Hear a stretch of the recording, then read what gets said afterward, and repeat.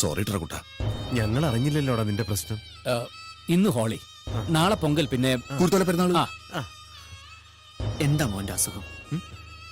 മൂലക്കുരു. പണി പാളി. നമ്മള് പഠിച്ച ക്യാമ്പസ് അല്ല അളിയോ. വിശ്വസിച്ചൊന്ന് കുനിഞ്ഞു നിൽക്കാൻ പറ്റുകയില്ല. കുരുപ്പുകളുടെ കളി കണ്ടില്ലേ? ഒന്നുമില്ലടാ, നീ കണ്ടോ? അവനെയൊക്കെ നമ്മള് നല്ല പട്ട് കോടാൻ ഉടുപ്പിക്കും.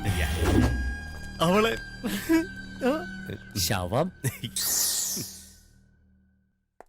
എസ്തെറ്റിക് സെൻസ്, സൗന്ദര്യബോധം, അത് വ്യക്തിനിഷ്ഠമാണെങ്കിലും ഒരാളുടെ സ്വകാര്യതയിൽ മാത്രം ഒതുങ്ങുന്നില്ല എന്നാണ് ഇമ്മാനുവൽ കാന്റ് പറയുന്നത്. ഇതിനെ നമുക്ക് പല രീതിയിൽ വ്യാഖ്യാനിക്കാം. സൗന്ദര്യം ഒരു ബാഹ്യ വസ്തുവല്ല.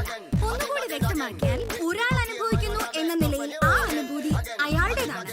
എന്നാൽ അയാൾക്കുണ്ടാകുന്ന സൗന്ദര്യാനുഭൂതി അതേ രീതിയിൽ മറ്റുള്ളവർക്കും അനുഭവിക്കാനാവും. അങ്ങനെ സൗന്ദര്യാസ്വാദനം ഒരേ സമയം പേഴ്സണലൈസ്ഡും ജനറലൈസ്ഡും ആകുന്നു.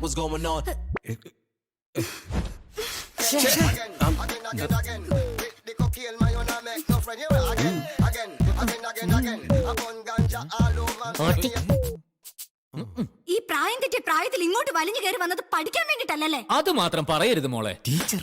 ടീച്ചറെ, പഠിച്ച് വലിയ നിലയിലെത്തുമെന്ന വലിയ പ്രതീക്ഷയോടെ ഞങ്ങളുടെയൊക്കെ ഭാര്യമാരും കുട്ടികളും